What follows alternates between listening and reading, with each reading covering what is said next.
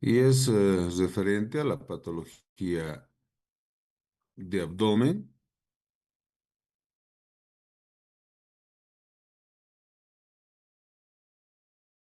Es referente a la patología de pared de abdomen. Habíamos visto lo que son las hernias, ¿verdad?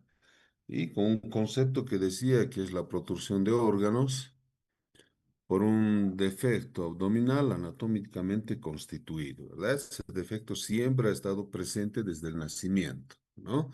Y que por factores desencadenantes, ¿no? Habíamos visto los factores predisponentes, dependiendo de ellos, empieza a formarse una hernia.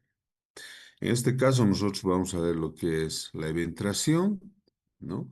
Que es parecido a lo que es una hernia, ¿de acuerdo? Pero en este caso tiene que existir obligadamente un defecto adquirido. Por eso decimos que la eventración, ¿no? Es la salida o protrusión, ¿no? De órganos de la cavidad abdominal o del contenido abdominal, en este caso, que son las vísceras, pero a través de un defecto adquirido, ¿verdad? En la pared abdominal. ¿Qué quiere decir esto? Que ese defecto obligadamente tiene que haber sido provocado, ¿no? En este caso, por una cirugía, que es lo más frecuente, un 99%, ¿no? Como pueden ver en las imágenes, por eso me gusta siempre que vean las imágenes, ¿verdad? Vean, tenemos aquí una protrusión, una deformidad de la pared del abdomen, esa imagen primera de arriba, ¿no? Sin embargo, ¿qué es lo que nos llama la atención? Que aquí existen eh, una incisión, ¿verdad? No solamente una sola incisión mediana infraumbilical, sino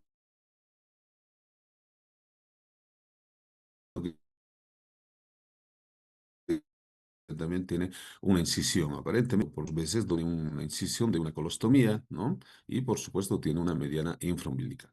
En la imagen de abajo, ¿no? Tenemos, por ejemplo, una, una imagen de un paciente también, ¿verdad? Que tiene cirugías, ¿no? Vean, tiene una cirugía con una incisión amplia, ¿verdad? De una incisión amplia que tiene, vean, una mediana supra-infraumbilical, quiere decir que está por encima y por debajo del ombligo, y por alguna razón ha existido, ¿no? El defecto, y ahora vamos a ver nosotros cuáles serían las causas, ¿verdad? Para que pueda existir una dehiscencia, ¿no? De la sutura, y vean, tenemos esa deformidad, esa protrusión de las vísceras, ¿no? En la imagen de arriba, que está de lateral, ¿verdad? Lateral derecho. Vean, tenemos también una eventración, paciente con una incisión, vean. Estas son lo que llamamos nosotros las hernias incisionales o la eventración gigante o monstruosa, ¿verdad? Se ya tiene ese término de eventración monstruosa. Vean, enorme, ¿no? La salida de vísceras a la eventración o por el defecto adquirido, ¿verdad? En este caso también tiene un contenido, ¿no? Tiene una bolsa, ¿no? Lo que habíamos visto, ¿verdad? El saco herniario. Lo mismo aquí forma un saco, ¿no? Tiene su cuello, tiene su fondo y tiene su contenido, ¿no?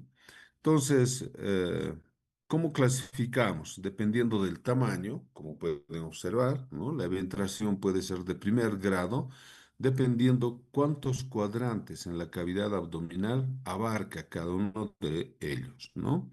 Vean, tenemos una de primer grado, vean, cuando solamente abarca en esta donde está el ombligo, por ejemplo, ¿no? Una incisión supraumbilical, un cuadrante nada más está abarcando la eventración, podemos decir que es de primer grado. Cuando son dos cuadrantes, vean como la imagen, ¿no? De arriba de la derecha, cuando son dos cuadrantes, por supuesto tenemos, es una eventración de segundo grado.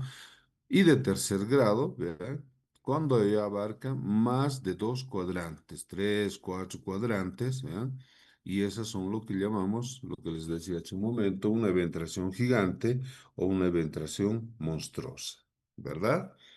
De la misma forma, tiene sus factores predisponentes, la eventración, pero en este caso nosotros los vamos a agrupar en aquellos que son dependientes del paciente, ¿no?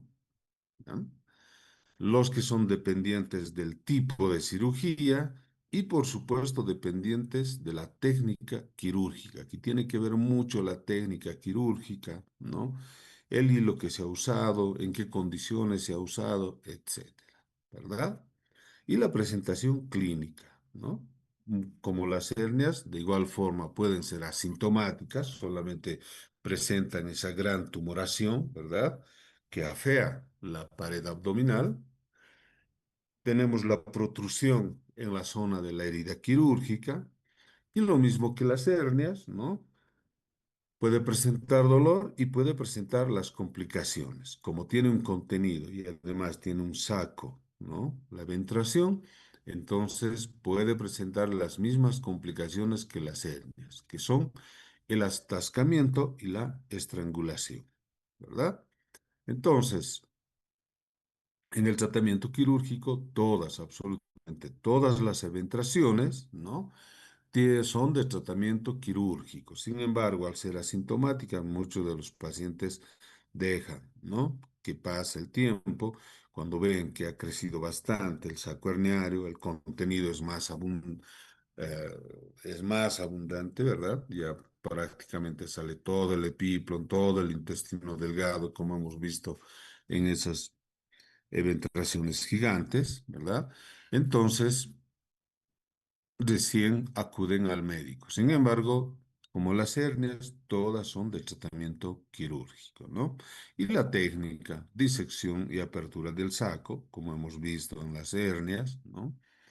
Liberamos las adherencias aquí obligadamente, como es producto de un acto quirúrgico, aquí obligadamente existen adherencias, pueden ser mínimas, pero existen adherencias, ¿no? Al intestino, ¿verdad? Resecamos el saco, ¿no? Con la piel sobrante y debe hacerse siempre un cierre del defecto sin tensión, que es un principio muy importante para que no puede recidivar la eventración, ¿no? Entonces va a ser una condición muy importante que el tratamiento quirúrgico, ¿no?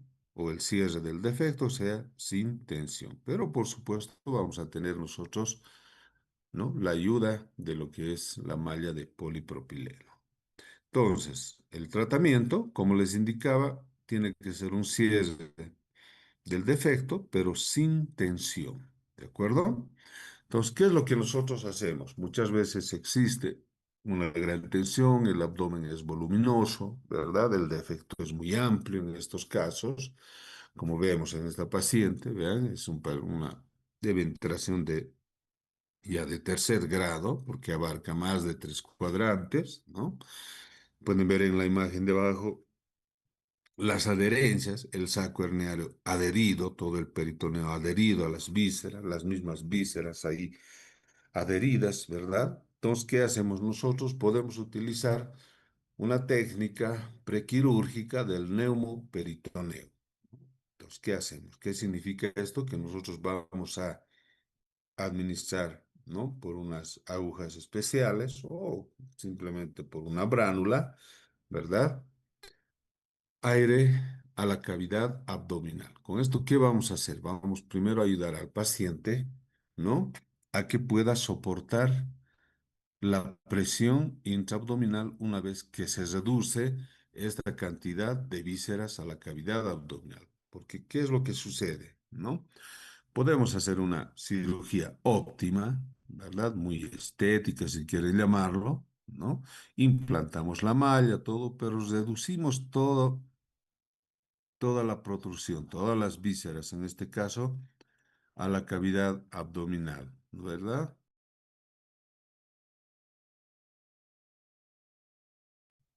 reducimos toda la cavidad abdominal. ¿Y qué va a suceder? Va a aumentar la presión intraabdominal, porque recuerden que hemos afrontado prácticamente los bordes del defecto, entonces aumenta la presión intraabdominal y el paciente siente una total incomodidad al aumento de la presión intraabdominal, ¿no? Que se va a manifestar con una insuficiencia respiratoria. Entonces, muchas veces cuando son grandes los defectos y el contenido es abundante, ¿no? Entonces, necesitamos obligadamente realizar un neumoperitoneo. Hacemos sesiones, ¿no? Insuflamos aire, ¿no? Lo dejamos ahí, pasa un tiempo, después de 3, 4, 5 días se hacen unas 3 sesiones, vemos que el paciente ya tolera, podemos nosotros realizar el tratamiento quirúrgico, ¿no? Y como les decía, ahora con la implantación, ¿no? De la malla de polipropileno.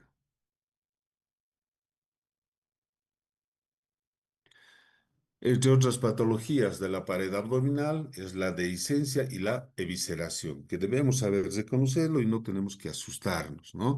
Muchas veces nos asustamos cuando vemos una dehiscencia, una evisceración, ¿no? Y las primeras medidas que ustedes pueden tomar son fáciles, ¿no?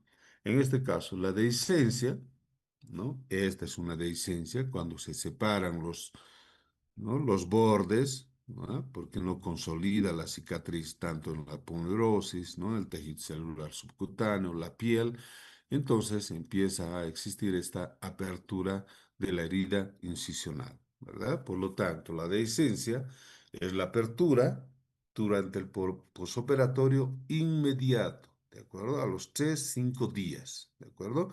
Incluso cuando el paciente está todavía presente en el hospital, ¿no? Entonces, a eso nosotros llamamos la apertura, ¿no? De la herida quirúrgica en el posoperatorio inmediato de los planos laparotómicos que fueron cesados, en este caso el peritoneo, aponeuros, tejido celular subcutáneo y piel, ¿no? Y de ahí que nosotros podemos identificar si es una dehiscencia completa, cuando ya hay una evisceración, en este caso de los órganos de la cavidad abdominal y se abren todos los planos, ¿verdad? Entonces decimos que es completa cuando existe una separación, ¿verdad? O no consolida la sutura del peritoneo, aponeuros, tejido celular y la piel. Y decimos que es incompleta cuando solamente se abre la aponeurosis, ¿de acuerdo? Sin embargo, el peritoneo va a estar íntegro. Ahí tenemos una dehiscencia completa, ¿verdad? Todos los planos eviscerados y al fondo se puede ver la víscera, ¿no? En este caso, el intestino, ¿verdad? Todo ya adherido, con un poco de fibrina. Y en estos casos, por supuesto, hay que tomar ciertas medidas, incluso cuando se realiza la cirugía, ¿no? Ahí tenemos una dehiscencia incompleta, ¿verdad? Solamente la aponeurosis, ¿no? Y el peritoneo en muchos casos. Existe la brecha y solamente está sosteniendo la herida, ¿no? El tejido celular o la piel simplemente, ¿ve? Entonces aquí vamos a tener nosotros, podemos hacer esta palpación en la herida, ¿no? ¿Ya? Y vamos a tener el signo de la canaleta y en la gasa permanentemente, ¿no? 7, 5, 7, 6, 8 días sigue secretando un líquido parecido al lavado de carne, ¿no? Entonces, un débito seroso, ¿no? Prolongado nos está indicando que más probable es que haya existido una dehiscencia incompleta, ¿no? En cambio, la evisceración ya es la salida de las vísceras de la cavidad abdominal a través de una herida dehiscente, ¿no? Si se ha existido dehiscencia, puede haber una evisceración, ¿verdad? Entonces, esto sucede, como les decía, incluso cuando el paciente está hospitalizado, muchas veces llega, ¿no? O acuden al consultorio porque están en la mano, están agarrando los intestinos, no todo, pero una parte de los intestinos. Y de ahí que uno se asusta y empieza a tomar otras conductas, ¿verdad? Entonces, nosotros inmediatamente cuando vemos a estos pacientes, primero tenemos que clasificar los grados de visceración, ¿no? Para esto nosotros vamos a tomar en cuenta el plano cutáneo, que va a ser nuestro órgano satélite, para indicar si es de primero, segundo o tercer grado, ¿no? Entonces, consideramos que es de primer grado cuando la víscera no alcanza el plano cutáneo, pero se lo ve al fondo, ¿verdad? En el segundo grado, el borde antimesentérico, ¿vean? De la víscera alcanza el plano cutáneo y de tercer grado cuando el borde mesentérico de la víscera alcanza el plano cutáneo, ¿verdad? Aquí vamos a ver más de forma más didáctica lo que les acabo de decir. Cuando es de primer grado, ¿ven? Existe una dehiscencia completa y existe una evisceración, ¿verdad? ¿Por qué? Porque estamos viendo al fondo, vean, la aponeurosis, el tejido celular subcutáneo, la piel, no han consolidado, no existe una cicatrización. Y al fondo vemos el intestino, ¿no? Adherido, con tejido con fibrina, ¿verdad? Entonces, esa es una evisceración de primer grado. De segundo grado, vean, en la imagen, en el dibujo, vemos que el borde antimesentérico de la víscera está alcanzando el plano cutáneo, lo mismo que vemos en la imagen, ¿eh? Está alcanzando el plano cutáneo, ¿verdad? Esa es una evisceración de segundo grado. Y finalmente, la evisceración de tercer grado, cuando el borde mesentérico, vean el mesenterio, ya alcanza, ¿no? O sobrepasa el plano cutáneo. Como vemos en la imagen, vean, ya ha sobresalido prácticamente la víscera. Ahí no tenemos que asustarnos, simplemente colocar una gasa en lo posible estéril, húmeda, ¿no? Y trasladamos al paciente para su reparación, ¿verdad? Entonces, ¿cuál es la etiología tanto de la iridescencia y la evisceración? Habíamos indicado, ¿verdad? Primero dependientes del paciente, de la cirugía, del tipo de cirugía y de la técnica quirúrgica, ¿no? Entonces, pueden ser las causas locales, ¿ya? Las causas generales y las causas mixtas, ¿verdad? Entre las causas locales, por ejemplo, tenemos, ¿no? El material de sutura empleado, ¿verdad? En este caso, por ejemplo, hacen la sutura con un hilo absorbible, lo que es la poneurosis, ¿verdad? Con catgut, que muchas veces al tercer día se reabsorbe y, por supuesto, uno consolida la poneurosis en 3 días, ¿verdad? Nudos incompletos, ¿no? Cuando hacen el nudo, por ejemplo, del bicril, y peor todavía si utilizan un hilo delgado, un bicril 3 ceros, 2 ceros, por ejemplo, ahí por lo menos hay que hacer 5 nudos mínimamente, ¿de acuerdo? A veces hacen dos, hacen tres, ¿ves? Se relaja el nudo, ¿no? Y provoca la dehiscencia o la evisceración. Cuando existe una mala relajación de la pared al momento del cierre de la parotomía, ¿no? Esto es relacionado con nuestros amigos anestesiólogos, por ejemplo, ¿no? Entonces quieren despertarlo, ¿no? El paciente ya está haciendo tensión y estamos cesando atención, ¿verdad? Entonces, no es bueno eso para un cierre óptimo de la herida quirúrgica, ¿no? Y la técnica de cierre, por ejemplo, ¿no? Por ejemplo, muchas veces tan rápido o en la curva de aprendizaje están cerrando el peritoneo del lado izquierdo con la poneurosis del lado derecho, ¿verdad? Entonces pueden suceder estas situaciones, ¿no? En lo que respecta a las causas generales, dependientes del paciente, por ejemplo, ¿no? Pacientes añosos, ¿no? Donde ya el proceso de cicatrización no es óptimo, pacientes histéricos, ¿no? Pacientes con anemia, con pacientes con hipoproteinemia, ¿no? Pacientes con tratamiento prolongado con corticoides, o sea, los que están inmunodeprimidos, y por supuesto los pacientes diabéticos, ¿verdad? En estos pacientes hay que tener cuidado, por eso nosotros retiramos por lo menos los puntos unas 2 semanas después, ¿verdad?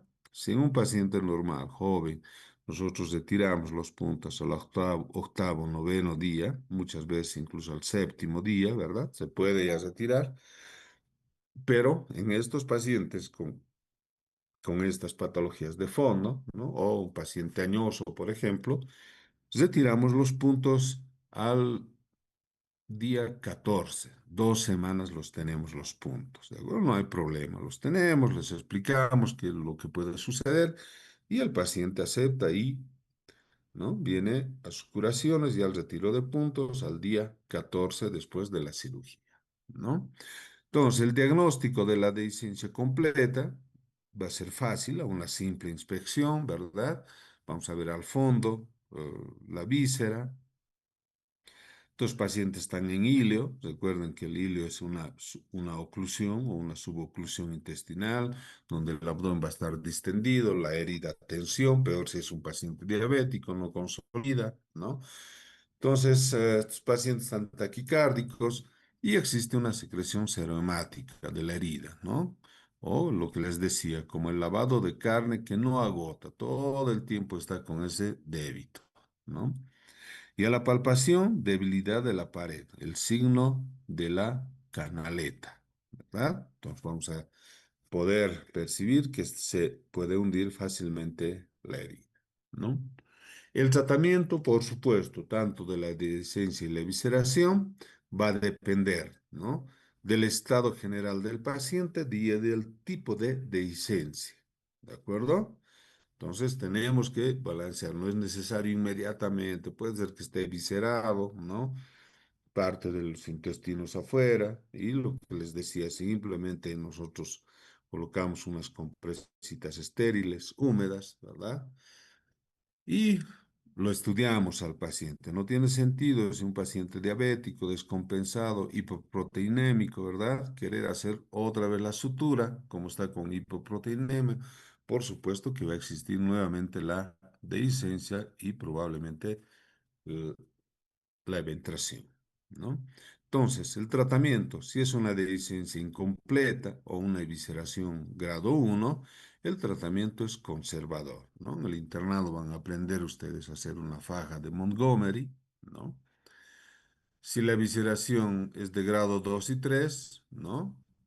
Y si el paciente está en buen estado general, ¿ya? Entonces sugerimos un tratamiento quirúrgico. Aquí ya no solamente unos puntos simples, sino los famosos puntos capitonados de refuerzo, ¿ya?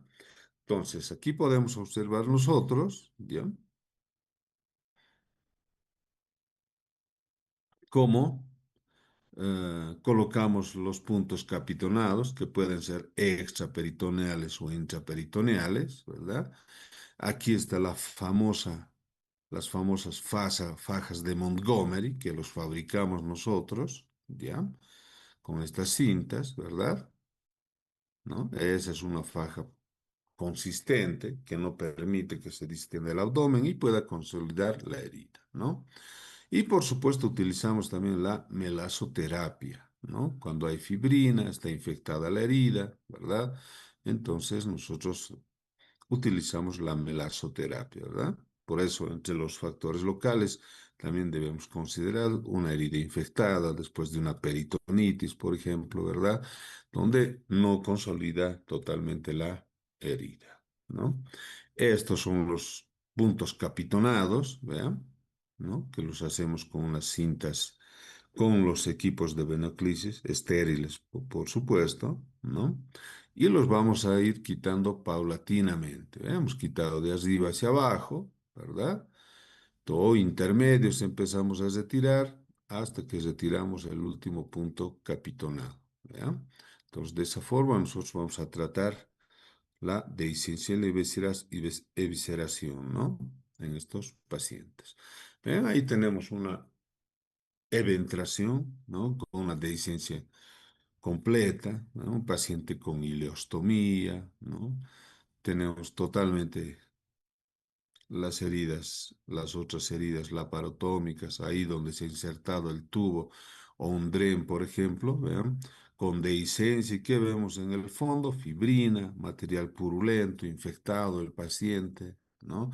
Entonces, en estos pacientes, por supuesto, va a ser difícil, ¿no? Querer nuevamente suturar. Lo que tenemos que hacer es mejorar el estado del paciente, ¿no? Tener una herida lo más limpia posible, ¿no? Con una buena granulación y procedemos a la reparación de las heridas, ¿no? Entre otras causas de la evisceración, la postraumática, ¿verdad? Con un estallido, por ejemplo, de un explosivo, ¿no? Entonces existe esta evisceración casi completa, ¿no? Pero postraumática, ¿verdad? Y ahí tenemos un paciente, ¿verdad? Un paciente con múltiples, ¿no? Heridas tóraco-abdominales penetrantes, incluso una cervical, ¿verdad? Este paciente que tenía unas 36 apuñaladas, ¿verdad? Y algunos, todos, muchos de ellos penetrantes y algunos con evisceración. Vemos aquí cómo eviscera el epiplo, ¿no? Una de las heridas del tórax burbujeaba, ¿no? Y además una herida de la yugular, ¿no? Entonces, ¿qué tenemos que hacer? La táctica quirúrgica, mejorar al paciente, pero este paciente ya es de urgencia, ¿verdad? Porque está en un choque hipovolémico, ¿no? eh, Poshemorrágico, ¿verdad?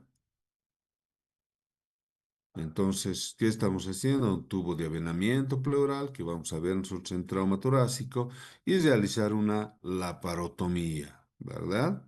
Para poder hacer un inventario de la cavidad abdominal y cuál es la causa del sangrado en ese momento, ¿verdad?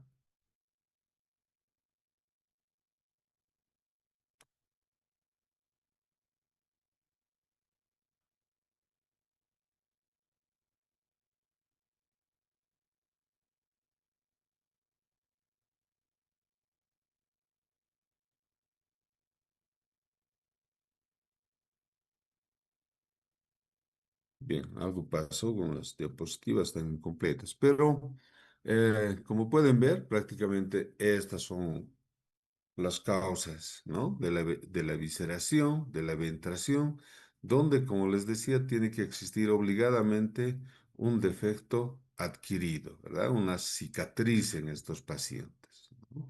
Y las complicaciones que hay que explicarles siempre son como atascamiento o estrangulación, ¿no? Casi no existe esto en las eventraciones, ¿ya? Pero es una de las posibilidades, precisamente porque el anillo, ¿no? De la eventración es enorme, ¿no? Por eso esa gran salida de las vísceras, ¿no? Sin embargo, vean, nosotros, por ejemplo, para este paciente que está a la derecha, obligadamente tenemos que entrenar a la cavidad abdominal a que pueda soportar una presión intraabdominal. ¿Tienen alguna pregunta?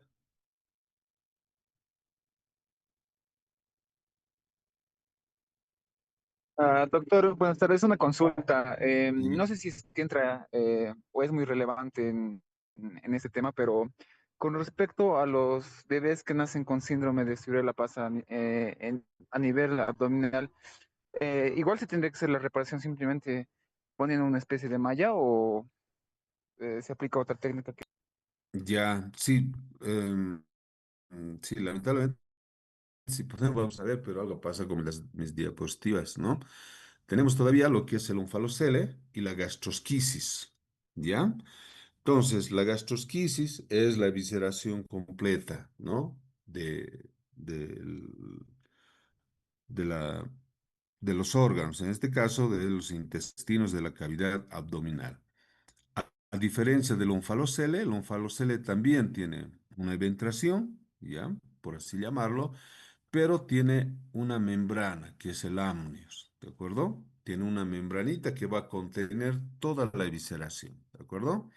En estos casos, en el onfalocele, por ejemplo, lo que podemos hacer es una cirugía en dos etapas, ¿no? Una primera, que vamos a hacer un cierre parcial y dependiendo del anillo y de la cantidad de protrusión, entonces podemos hacer un cierre primario, ¿de acuerdo?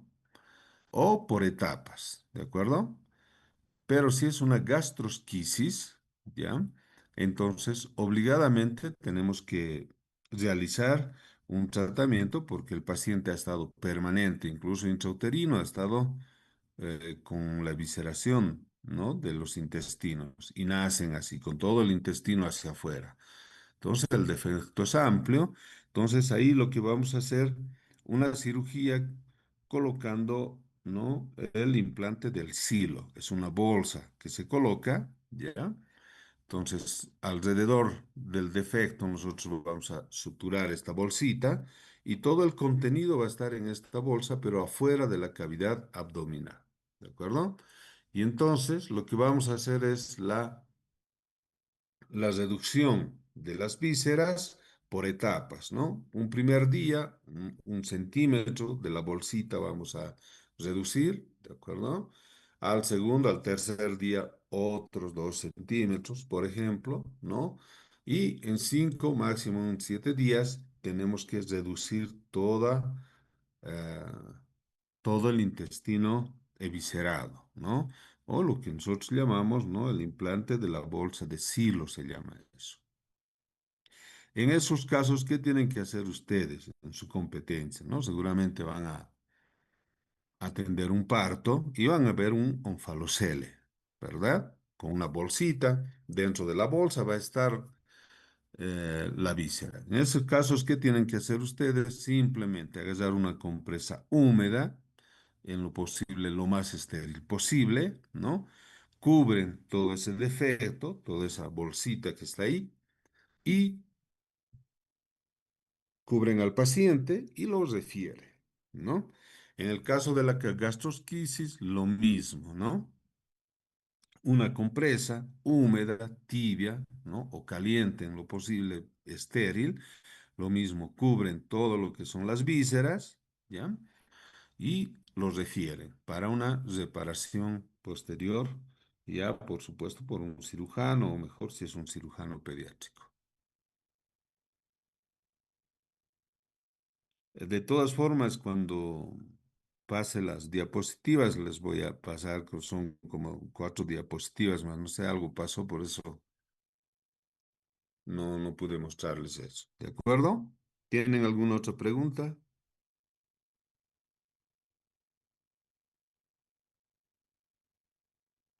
Bien, no hay más preguntas, entonces